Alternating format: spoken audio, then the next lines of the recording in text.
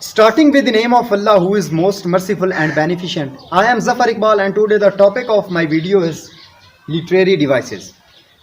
Literary devices में जो literary devices हैं उनकी डेफिनेशन और एग्जांपल के साथ मैं आपको बताऊंगा। तो सबसे पहले हमारे पास है simile. Simile a figure of speech that compare two different things by using the keyword as and like. इसकी हमारे पास जो एग्जांपल है वो है my son is like a moon. इसके पहले हम डेफिनेशन लिख लेते हैं। A figure of speech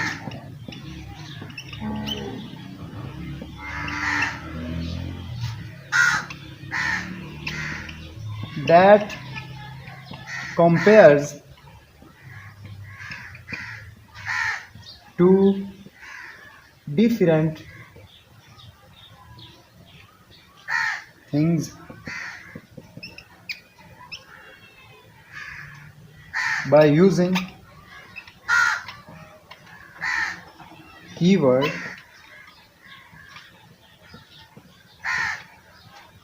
as and like। तो इसकी जो एग्जांपल है वो हमारे पास है my sun is like a moon. यानी कि इसमें दो चीज़ों को कंपेयर किया गया है, सन को और मून को। किसकी हेल्प से? लाइक की हेल्प से। यानी कि मेरा बेटा जो है वो चांद जैसा है। तो इसके बाद हमारे पास आता है metaphor.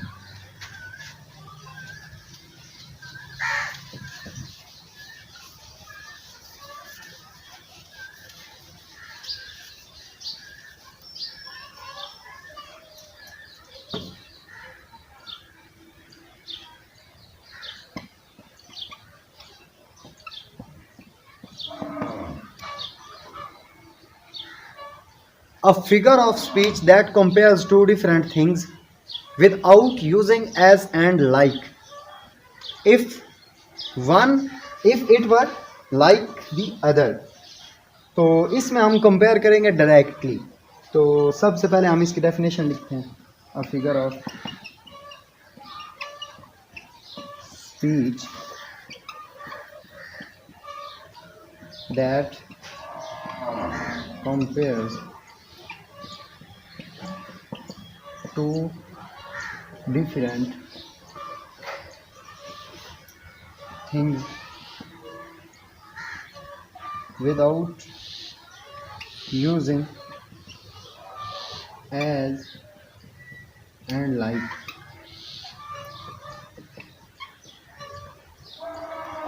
If it were like to other, like the other।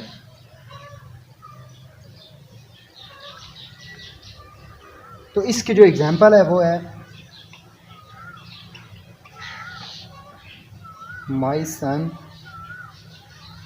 Is moon. Simile में मैंने बताया था कि जो कंपेयर करते हैं एक चीज़ को दूसरी चीज़ के साथ उसमें लाइक और एज का यूज़ करते हैं।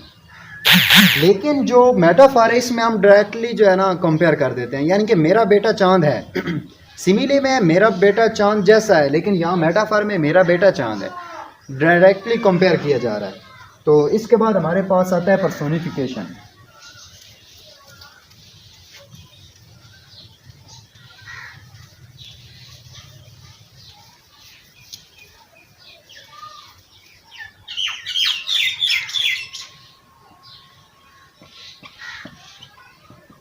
Personification. A figure of speech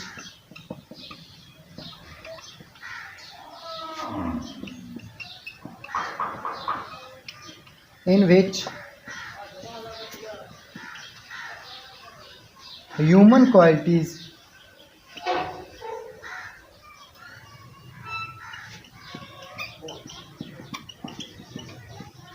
given to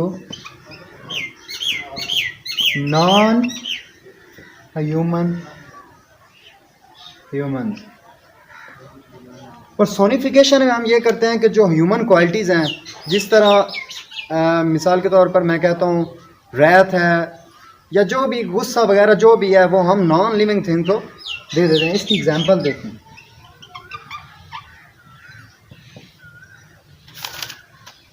the lightning lashed like lightning out with anger. The lightning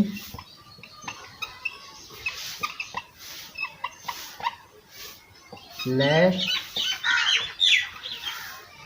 out with anger, यानी कि जो बिजली है वो गुस्से से चमक रही है। अब जो लाइटनिंग है उसमें गुस्सा तो हो नहीं सकता, तो जो लिविंग क्वालिटीज़ हैं वो नॉन लिविंग थिंग को दी जा रही हैं। तो इसके बाद हमारे पास आता है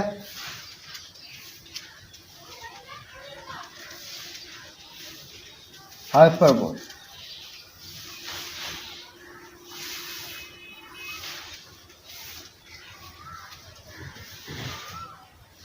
एक्चुअली मैं आपको पहले बताना चाहता हूँ, जो हाइपरबोल है वो होता है जो हम अपने पास से लंबी लंबी छोड़ते हैं, तो वो हाइपरबोल है।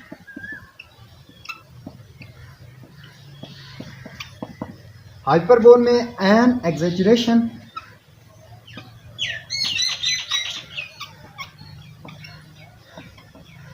और ओवर स्टेटमेंट कह लें।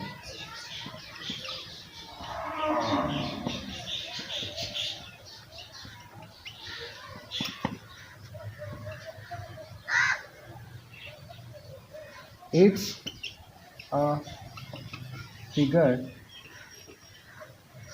of speech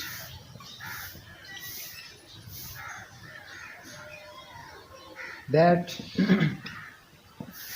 is not to be taken literally.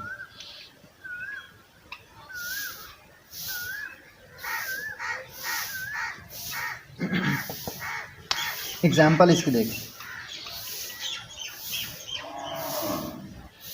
I am very hungry. I could eat a camel. यानी कि मुझे बहुत ज़्यादा भूख लगी हुई और मैं एक ऊंट को भी खा सकता हूँ। तो ये हाइपरबोल है, यानी कि जो कंप्लीट है ना, इसका जो एक्शन है वो एज अ लिटरली नहीं होता, लिटरली। तो ये लंबी लंबी जो छोड़ते हैं हम लोग, यानी कि I am very hungry I could eat a camel, यानी कि जो सलाहियत ना होना उससे बढ़ के जो बात कह देना, वो हाइपरबोल होता है। इसके बाद हमारे पास आता है आयरनी।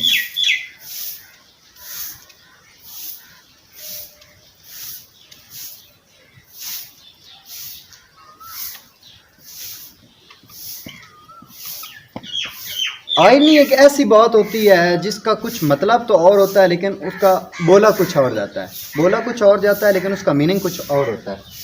तो द यूज ऑफ वर्ड्स, इसकी जो डेफिनेशन है, the use of words to express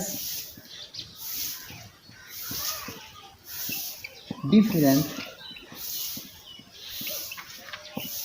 और opposite from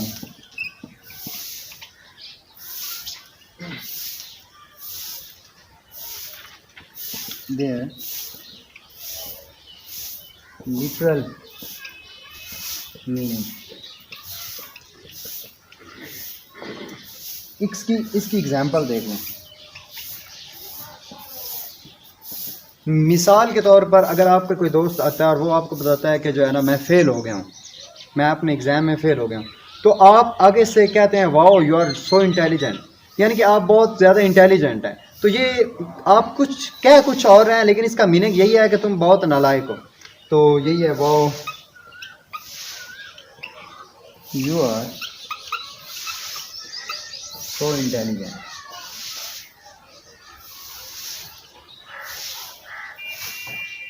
अगर अगला बंदा इंटेलिजेंट ना हो तो ये होती है आयरनी। आयरनी को आप तनकीद भी कह सकते हैं।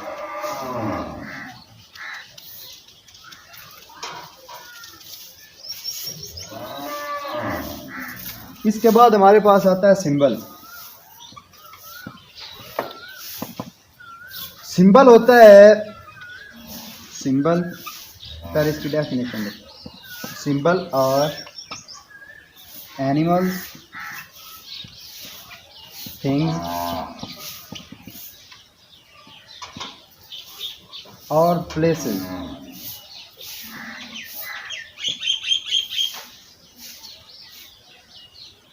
in which writer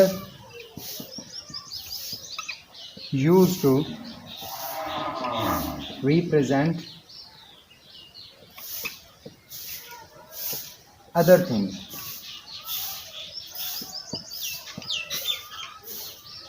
जो राइटर है वो उन जो जगहों को, उन कुछ कलर्स को यानी कि ना यूज़ करके उनका मतलब कुछ और बता रहा होता है अपनी राइटिंग में। तो इसकी एग्जांपल हमारे पास है, ब्लैक जो है वो डेथ को कंसीडर किया जाता है। ब्लैक डेथ को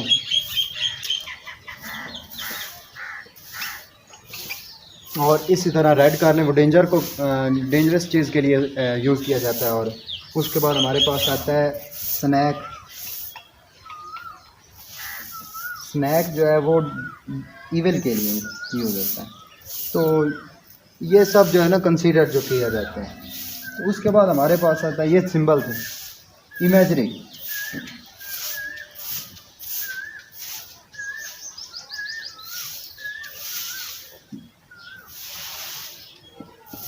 Imagery. Imagery, when an author uses words that appeal to one or more of our senses। When an author uses words that appeal to one or more of our senses। Imagery में ये होता है कि writer जो है वो ऐसे जो बात कहता है, ऐसे वर्ड यूज़ करता है जिसके साथ जो रीडर होता है उसको पहले से ही पता चल जाता है कि ये बात आगे होने वाली है। तो ये होता है इमेजरी। इसके बाद हमारे पास आता है alliteration. Alliteration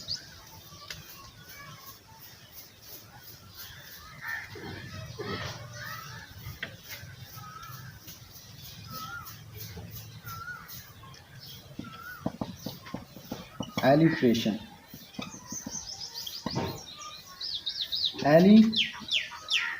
the repetition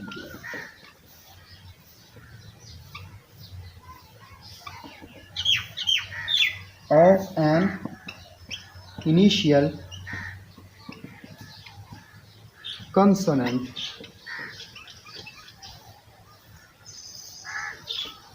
sound।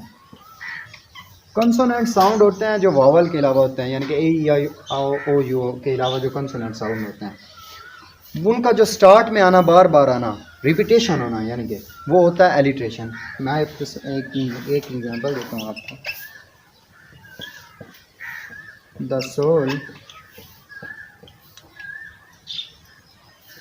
Selects her own society.